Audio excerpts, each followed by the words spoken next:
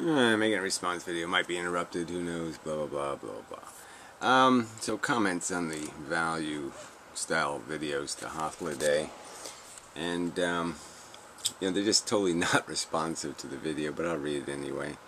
And you do have to argue with these people who just won't stay on the subject, but I tend to think they're religious nuts, and so that's why they won't stay on the subject. Anyway, okay, so here we go. This Amet Reloads guy posted a whole long comment, lots of interaction with some other people, but just the basic nihilist crap. Same old, in other words.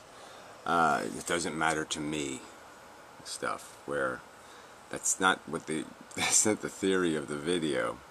Theory of the video is, put quite simply again, the things you have to argue with is my observed fact, okay, that I feel, and that I see intrinsic and fundamental value in the states of my feelings, comfortable versus uncomfortable. I understand that the other sentient beings are fundamentally doing the same thing I'm doing, which is processing the world and turning it into these feeling things, and that they also have states of feel good or feel bad. And I do the 2 + 2 mathematics of realizing that it doesn't really matter which one of the brains is producing feelings. It's all feelings. The product produced, the feelings are the feelings. It doesn't matter really who's making them at any particular moment. It just means that there's value intrinsic in these feelings being produced. And so as you look at the world, you can just see the feelings, if you look hard enough, the vapor trail, so to speak, of the feelings. You can understand that there's feelings happening in these sentient organisms, and as you understand, as I understand clearly from my experience with these feelings things, they have intrinsic value. Now, somehow you have to say to me it's illogical or irrational or nonsensical for me to experience feelings and then say they don't mean anything. I just think it's ludicrous. I don't think you can do that. I think it's crazy. It's a crazy claim. I don't think you have any evidence to back that claim up. I don't think it's true in your own brain. Anyway. The only broken leg that matters objectively to me, again matters to you. The argument I'm making is that feelings, have value. That it means something when something feels. That's the claim being made. You want to say it doesn't mean anything. Okay, fine. You can say that. But I'm not talking about what matters to you. I'm saying that feelings are important. That they're distinctly different than non-feelings. That a rock, you can hit it with a hammer and it doesn't matter. A sentient, you don't hit it with a hammer because it matters. There's a difference between the two things. Something different will happen to the feeling thing, and the difference is that it'll have this negative experience. And I've had the negative experience. I know it's negative. It's negative. I've had it. I know it. And it's worth not having it if you can avoid it. That's the simple logic here. You're not going to unveil that, or you're not going to break that down by just making some claim about what matters to you. Is my own broken leg. Again, so you're not being a philosopher then, realistically. I mean, to talk about what matters to you, okay, is not doing philosophy, because you is playing in a field, a game, with all these other things. Again, if you just can't even acknowledge the fact that your sentience is the only sentience on Earth, there's no reason to have a conversation, is there? Is there any point in me having a conversation with somebody who thinks they have the only consciousness on Earth? All the other people's broken legs matters objectively only to them.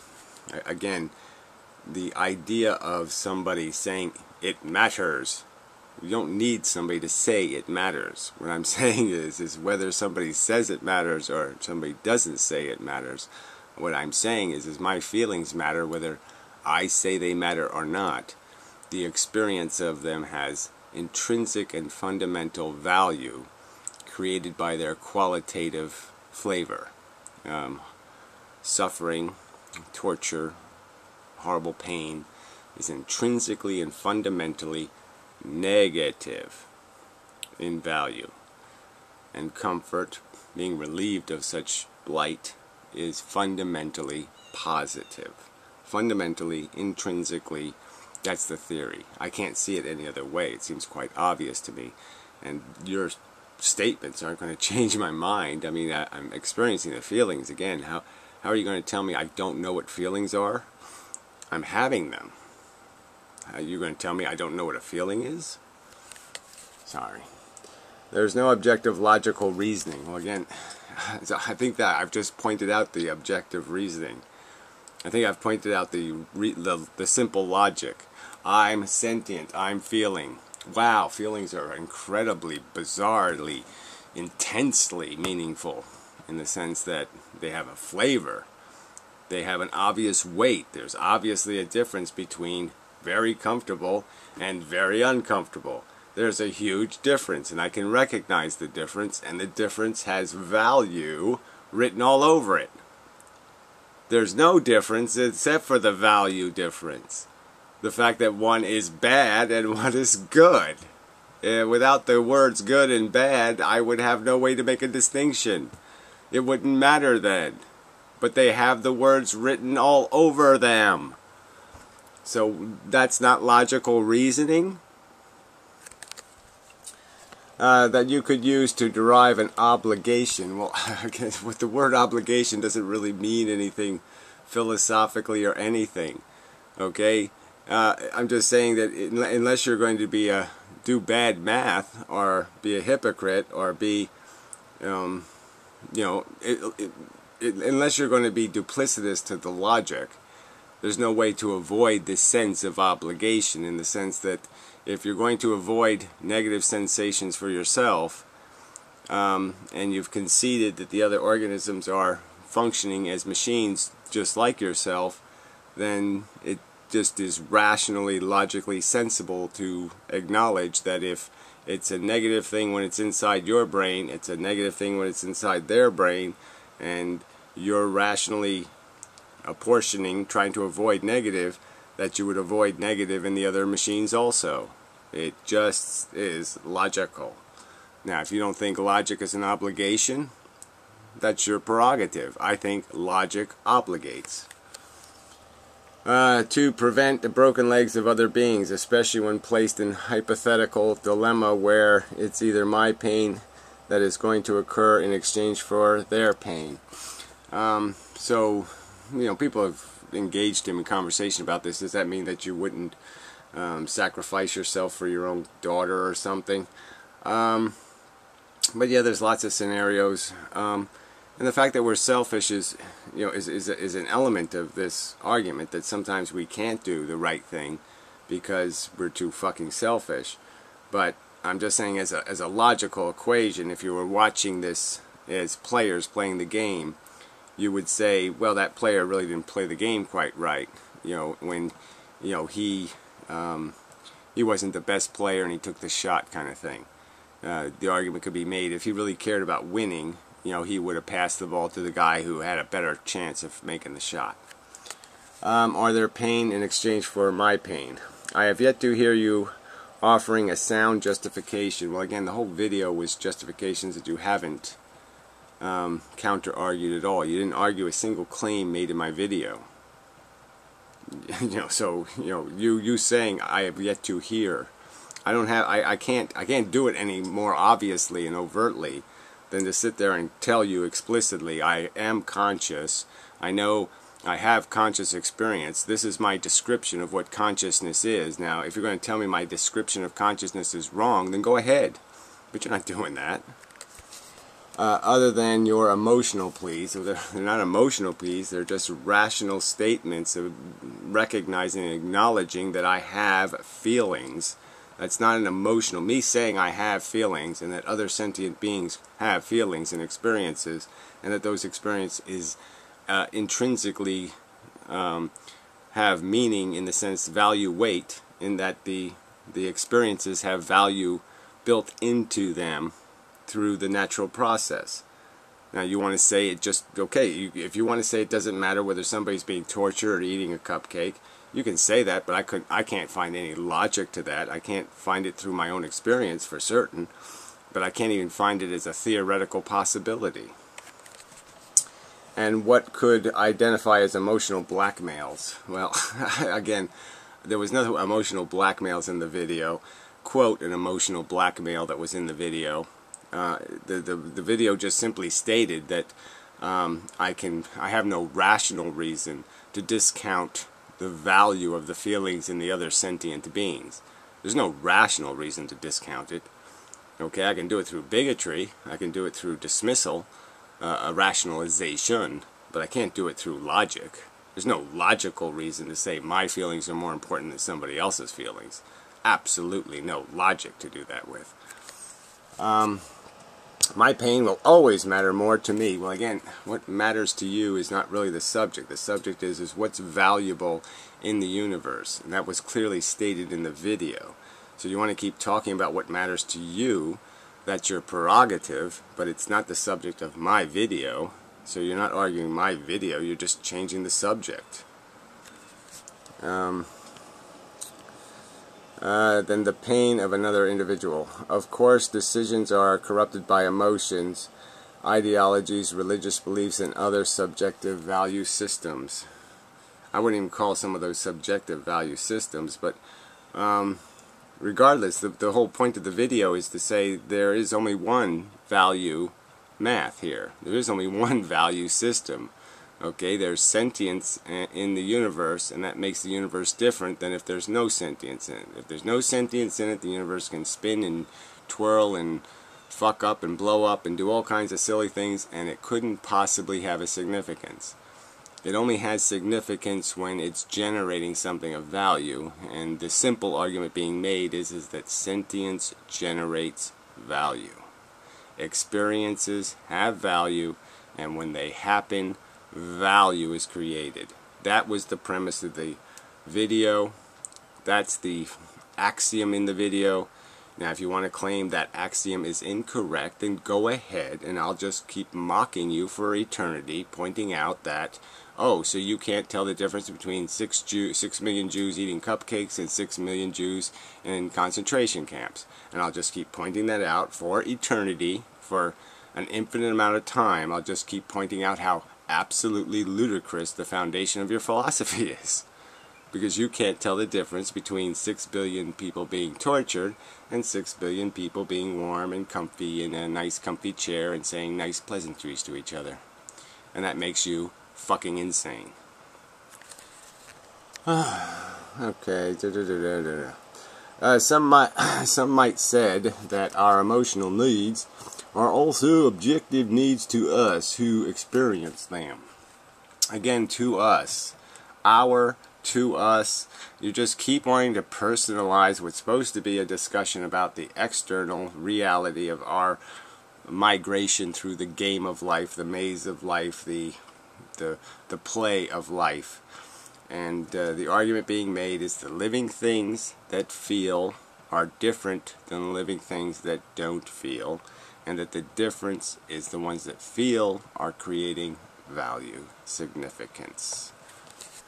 Anyway. Okay, arbitraries in here. But I will include almost every personal preference or any ideological or belief system that assign arbitrary value to experiences or actions. Again, it's not arbitrary value. I mean, to say that the feeling of pain is arbitrarily negative would be idiotic.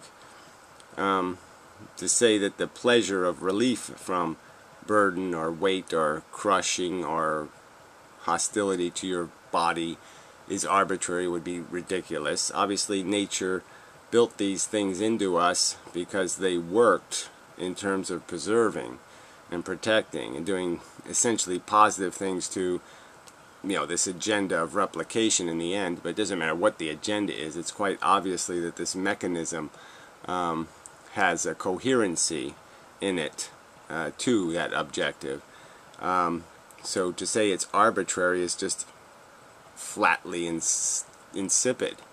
It's quite clearly coherent to a purpose, so it would be idiotic to call it arbitrary. But yes, you're just doing it because you want to pretend it doesn't have any meaning. Pain is negative.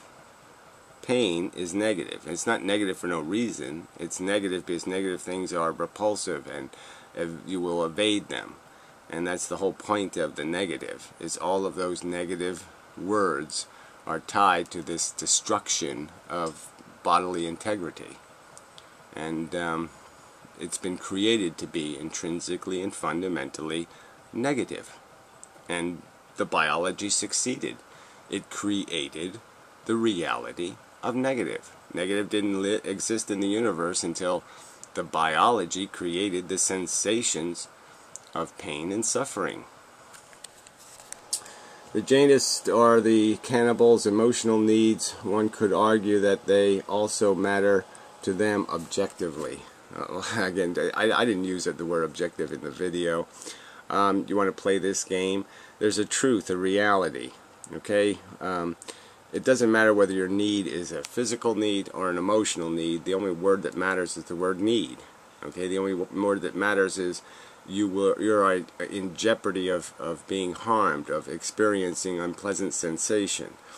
It doesn't really matter what the cause of the sensation is. The only point that matters is that the desirable end in and of itself for any given instance is to avoid any waste or use of suffering that has no beneficial purpose. So if there is no purpose going to be served in the suffering, like in a dying animal, for example, a horse with a broken leg, the sensible thing to do is to discontinue the suffering sensation, as there will be no purpose in it. There will be no function to it. It will just be wasted, and the experience of it will not create some function or joy in the future. There is also no logical way that you can derive universal cosmic calculator of suffering. Derive, I don't even know what why you're using that kind of term. Whether we can calculate it explicitly is really, to a fine detail, is not the argument being made. The argument being made is that we certainly can tell the difference between one Hitler eating a cupcake and 6 million Jews in a concentration camp, and we can figure out that the happy Hitler isn't worth the 6 million Jews in the concentration camp, that the suffering outweighs the pleasure. So we certainly know in the extreme cases, and I don't think we need to do this. I don't think we need to do this math in anything else but a rounded off way. That adds to the suffering of any being in a cosmic balance sheet. Well, again, the cosmic balance sheet is always going to be something we create. I mean, the cosmos doesn't have anything. We're the one who has to build it. There's no cars in the cosmos until we build the cars. There's no computers in the cosmos until we be able to build the computers. So to say that we'll never be able to make any accounting for anything, that we'll never be able to say, well, gee, was World War II worth it, to ask those questions. Certainly we can ask those questions, and we can figure out whether we're running a deficit or if we're running a profit, and we can do that through logic. And so you're making these emphatic statements that we'll never invent the car, we'll never invent the computer. Well, I'm saying I think quite obviously we can invent such devices, and this idea of taking account for the price paid for the stuff we're consuming, the lunch we're consuming. The logic being argued is that there are no free lunches. Now the argument being made, we're eating the lunch. Now let's dissect the price and see, did this lunch just cost us $5 million? And was that an insane price to pay for a mediocre lunch? Outside the realm of I say so. Well, again, I don't think I just said I say so. I think I just made a logical argument saying everything of sophistication in the universe is probably going to be associated with something that's evolving, because that's where complexity is accelerated, and that if it's going to be invented, we're going to have to do the inventing, because there's no other mechanism in the universe that invents complexity on any scale close to the complexity we can invent.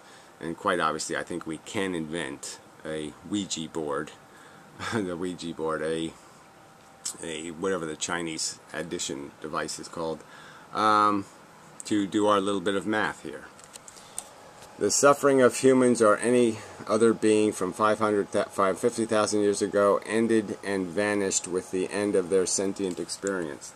So again, he's saying every suffering doesn't matter. You could kill a billion people tomorrow in a horrible, awful way, and because they're going to die, then they'll be over eventually, it doesn't matter. It's just as good as giving them cupcakes. I mean, you could argue that if you're going to make this argument, then the pleasure is also likewise of no value. So again, why would you support the continuation of something that generates no value? But I'm just saying it's a ludicrous premise to say it doesn't mean anything. And if you lived by your premise, again, you'd have no justification for defending the existence of life on Earth. Because they were the only ones for whom it mattered objectively. Again, same argument. You want to live as just an emotional animal. Here you're arguing pleas to emotionalism, and you're basically saying, I wish to glorify my silly, innate, biological imperative to survive and pass on my sperm, my genetics. I mean, certainly you want to insult your own intelligence and say you're not better than that. You're not better than a dumb animal. You might as well not have the brain. You might as well just cut off 3/4 of it and go back to being a flatworm, because that's as far as you wish to think. Even the assignment of objectiveness, so he's used the word objectiveness, what, 3-4 times here already, and it wasn't said in my video. Even the assignment of objectiveness on, and he put it in quotes as if I did use the word, on the experience would trigger some to question it philosophically. I don't share that bit, others do. I don't even know what that means. Even the assignment of objectiveness on that experience would trigger some to question it philosophically. I don't know. I don't know what to say to that.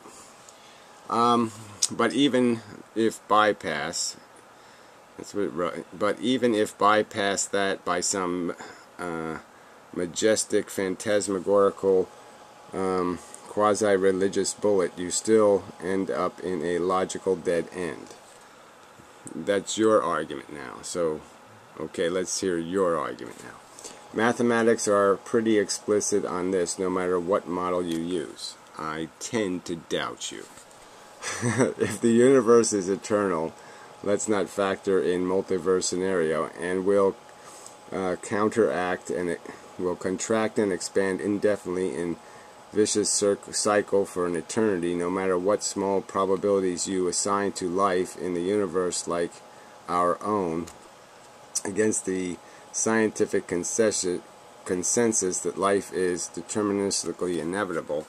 Well, like I said, a scientific consensus, that doesn't mean anything. If it's a scientific consensus, then it would mean that most scientists don't understand the laws of probability and don't understand that you can't know a circumstance of indeterminate variables from one instance, one outcome. One permutation has no probabilistic information, and will occur in every universe like our own given time. Then you will have an infinite amount of suffering value units, no matter how many units you subtract at any phase of any existing universe. What any phase, that's the problem where you broke this whole scenario. So he's basically trying to argue that it's infinite suffering, and therefore no change in infinite could possibly make a difference, right? So if you add one more somewhere in the past, if you put double Holocaust, it wouldn't matter because there's an infinite Holocaust in the total, so it doesn't matter. But clearly he doesn't understand the word infinite. Infinite isn't a finite thing. Infinite is an ongoing register. So there's always a past to infinite, but the future infinite hasn't happened yet. Okay, so you can only calculate the past infinite. And clearly, if you're calculating a past infinite, if I double the Holocaust, that increase exists. Okay, it's a registerable difference in an infinitely regressive past. So there's no way to say it can't matter. I mean, I could just double, I could just say there's two universes, you know, and one universe has one Earth in it, and one universe has two Earths in it. And they're both infinite universes. Obviously, the one with two in it is going to have twice as much of whatever earthing is in it over an infinite amount of time. But again, infinite is only applicable in a universe that has time. And there is some possibility that this universe will end and time will cease. Anyway,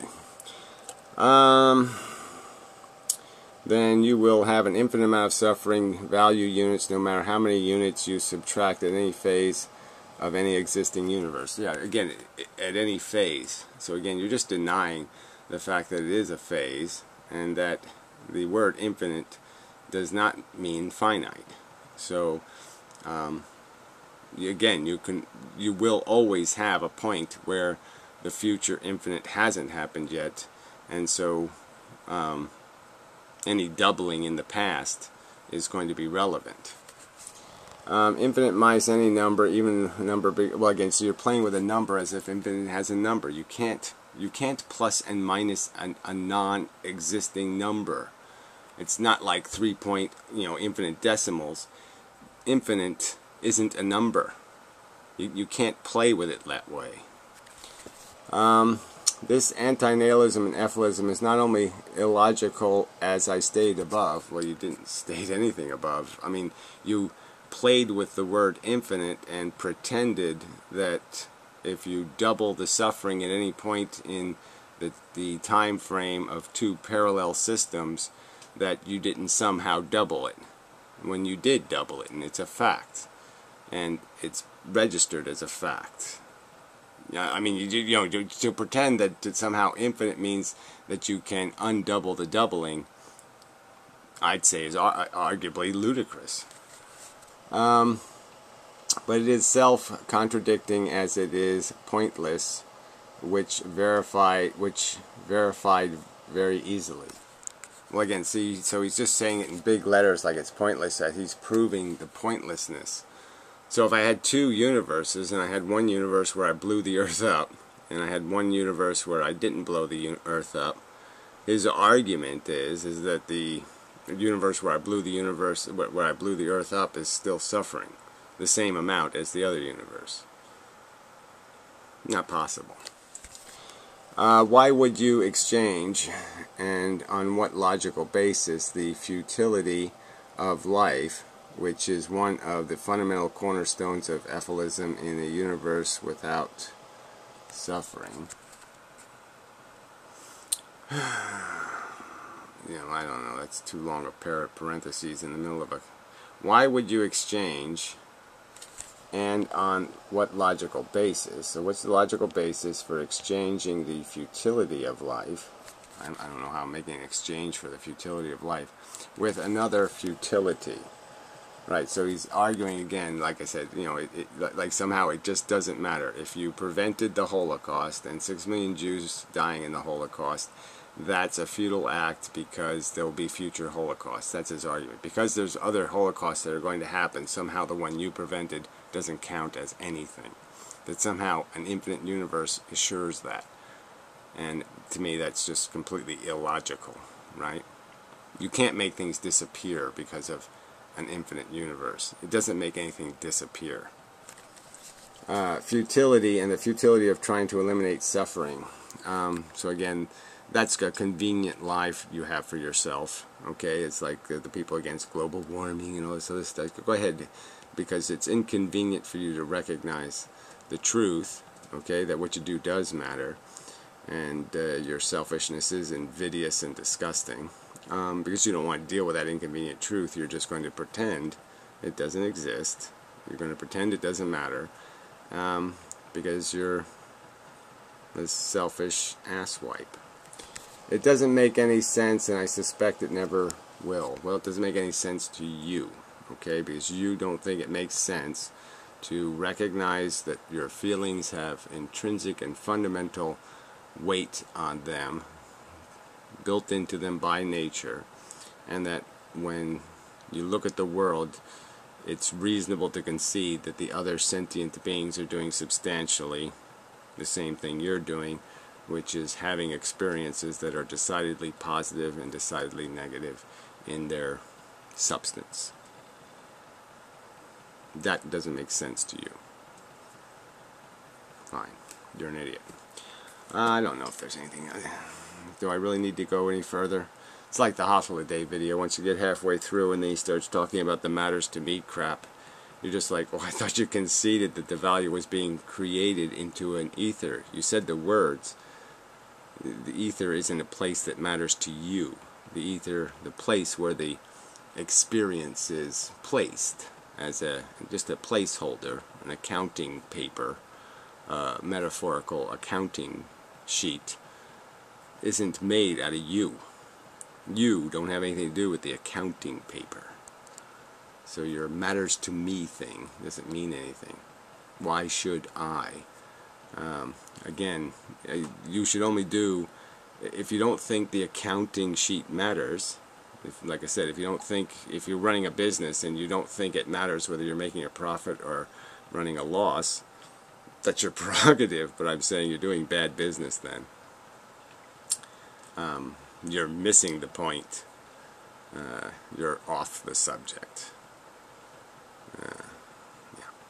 So anyway, that's enough. I mean, I did go to his channel page, and it is just curious. So this video he's featuring is some boner joke video, you know, where a guy has a fake boner and goes to a table, and you know, he even has it here, you know, he's a waiter, no less. So they do this in a food service place. You know, just those kind of, whatever you call those kind of jokes, puns, whatever. Jeez. There's some video I don't remember seeing that has me in it with a flag, which is kind of creepy. I don't like the flag thing at all. So maybe I'll see what the hell that is. But anyway, just crap videos. He's a jerk. Yeah. An idiot. Moron.